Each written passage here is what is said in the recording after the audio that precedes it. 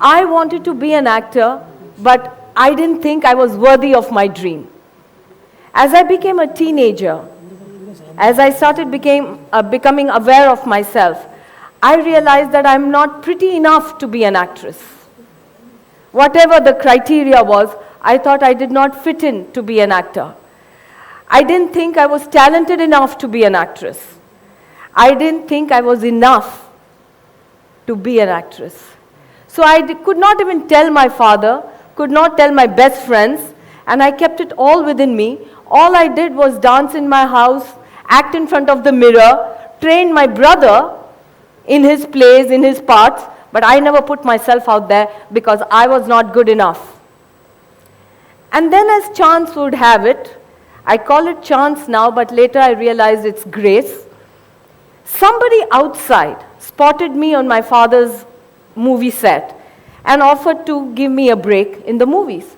And when I said tentatively, shyly, yes to him, my father was shocked.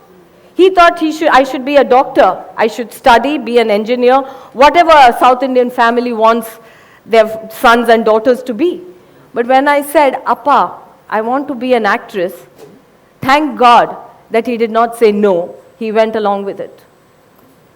This person then took me under his wings, did few photo shoots and few dress trials, and I very tentatively, I was in college back then, and went and told my friends that, hey, listen, somebody has signed me for a movie. And they all said, wow, congratulations. But I could see it in their eyes, exactly what I always thought about me. How can you be an actor? You're not good enough. But they said, congratulations. So I went bouncing back with this gentleman who took me everywhere and did the stuff and introduced me to a few press members and all of that. 3 days into the shooting, he decided that I was not good enough. He rejected me, replaced me, and did not even tell me or my father to our face. I read it in a trade magazine, Madhoo replaced. Now I had to go back to college and tell my friends, this is what happened. And they all said, oh, I'm so sorry. But I could see it in their eyes. They knew that this would happen. This they could believe. Well, I was humiliated. I carried the shame. I carried embarrassment, lot of anger. For a long, long time, I was angry with this person. But when I look back, that was my God moment. That person who said, I'm going to give you a break, and that person who said that she's not good enough and she's going to be replaced, was the courage that I needed to tell the world, to tell myself, whether I can be an actor or not, whether I get the chance out there or not, I want to be an actress and I'm going to try for it. I don't know what's going to come my way, but I'm going to work for it. And I would tell myself, tell my father, tell my friends, tell the whole world that this is what I want to do.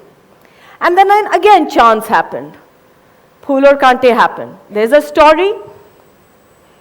There was no research done. It was not the best production, best actor, best launch. I just wanted to see myself on the screen. That was my dream. That happened. Then the legendary Mr. K. Balchandar, the biggest director in the South in those days, the very person who launched the great Rajnikant, the great Kamal Haasan, the great Miss Sridevi to our movie world, was the same person who introduced me. How did that happen? Don't know. Roja happened. Till today, I walk in, everybody says Roja. How did that happen? Don't know. Because all that happened, and I became famous. I became special. I became celebrated. What happened to me? After all the rejections and the pain, I became famous. Now, I walked around everywhere. All those people who found me too tall, too thin, too fat, too not good enough, not less, not more, I said, look at me. Look at me now. Was I happy? Was I proud? Was I appreciative of myself? Did I fall in love with myself? I don't know. Maybe not. But arrogant? Definitely I did become. I started having a great time, and I thought this is what happens when success comes.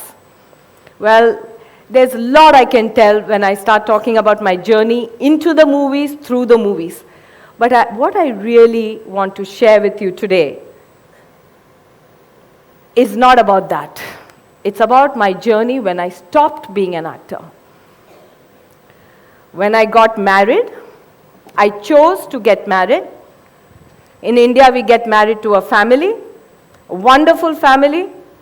Soon after, I got my blessings from God, my 2 beautiful babies in my arms.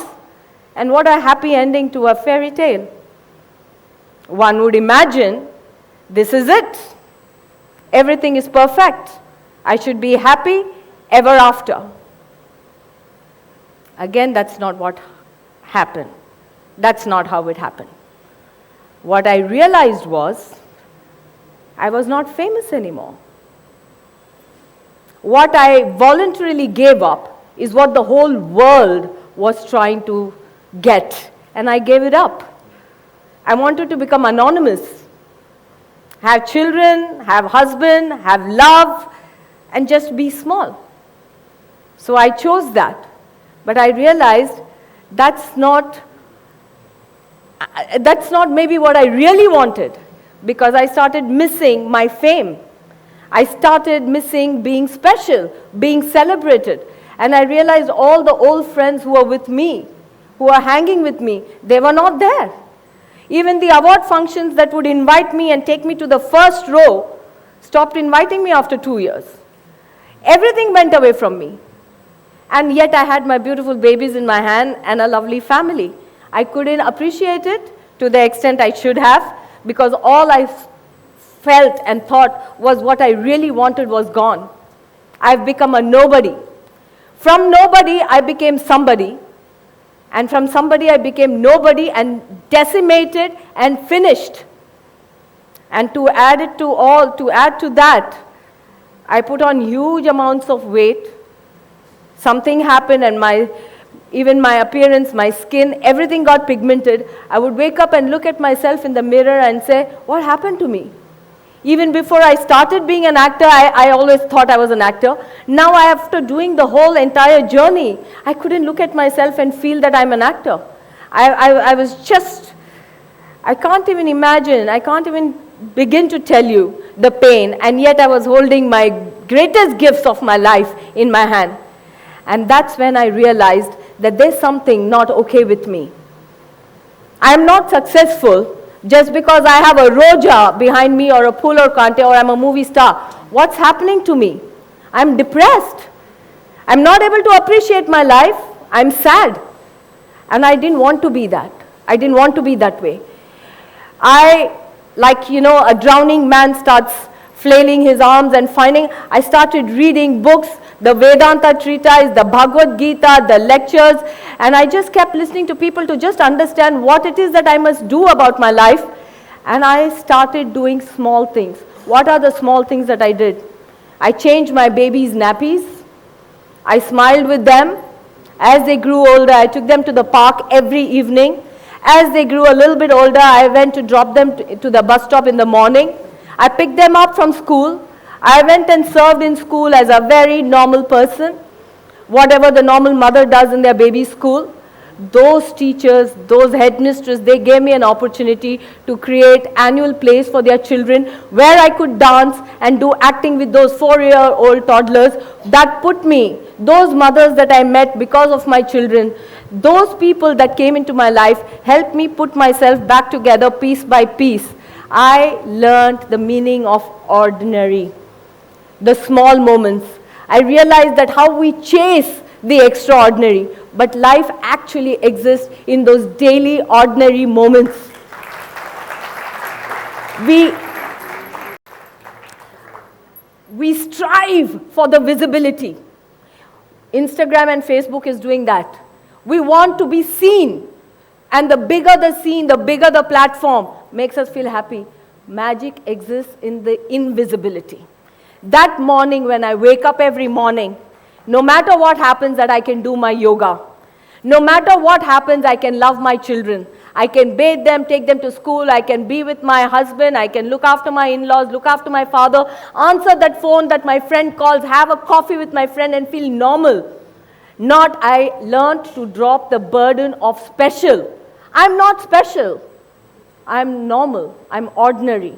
Maybe what I did by default, my profession, you saw me, you liked what I did, you made me famous. You didn't see me, you didn't like what I did, you took away from it. But I'm still living. And I'm dependent on you, how you think about me, what you give me and what you take away from me. But I'm still living. And I don't want to live that way.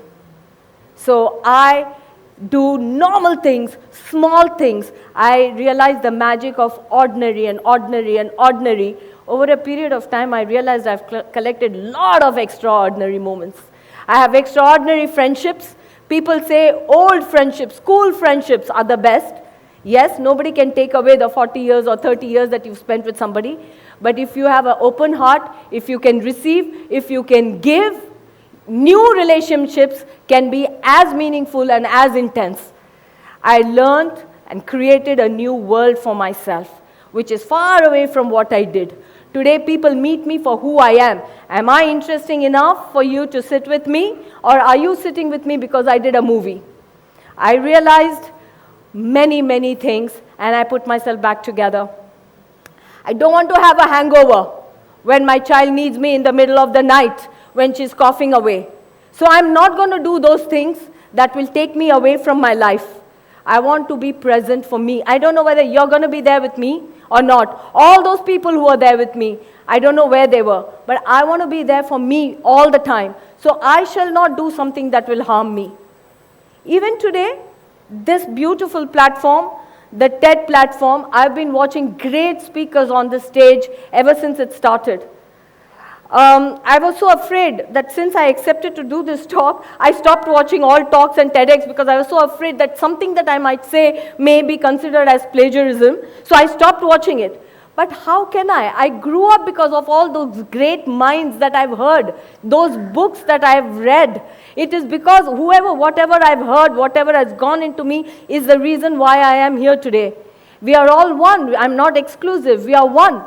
And to be on this platform where I've seen professors from Harvard, Yale, and even before me, this great professor who just gave a talk, amazing speakers, the enlightened masters, the guru, the artists, and I'm going to be standing on this very platform.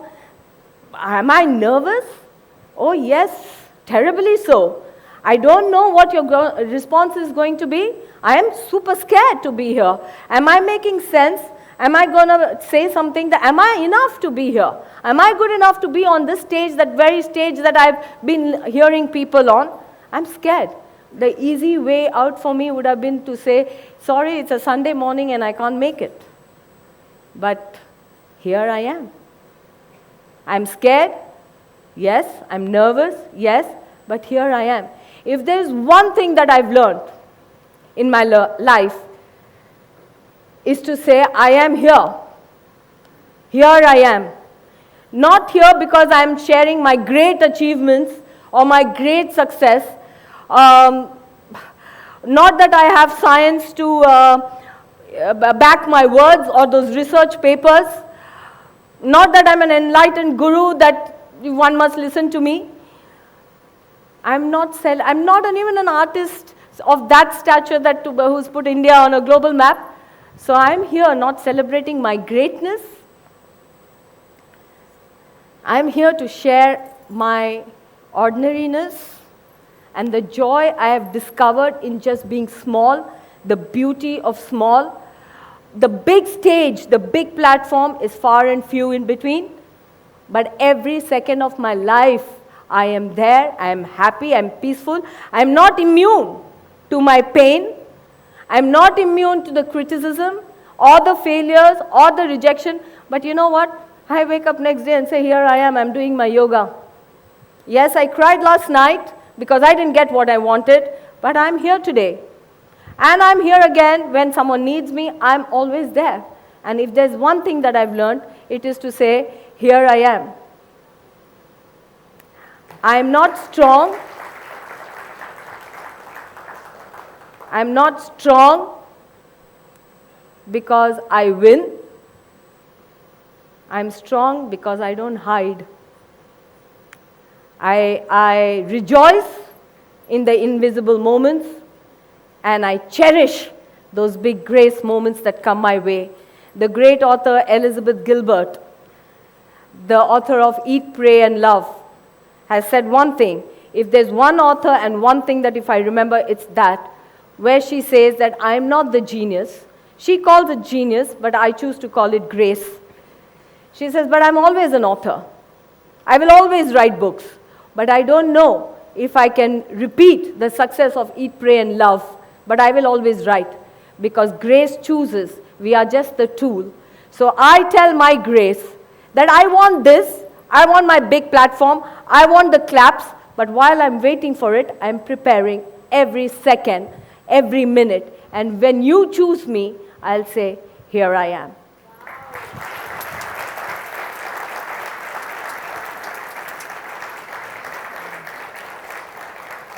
I'd just like to show you one picture of me. This is a very old picture. If you've seen Roja and if you recognize this, this is the time when she goes to see for the first time the big snow-clad mountains and she's looking at it. But this is how I like to see myself. This is the face I see. This is the attitude that I carry. I'm always looking up. I'm always looking ahead. Little nervous, little unsure, little tentative, but in amazement, something huge and something beautiful is out there. I'm nervous, but here I am. Thank you.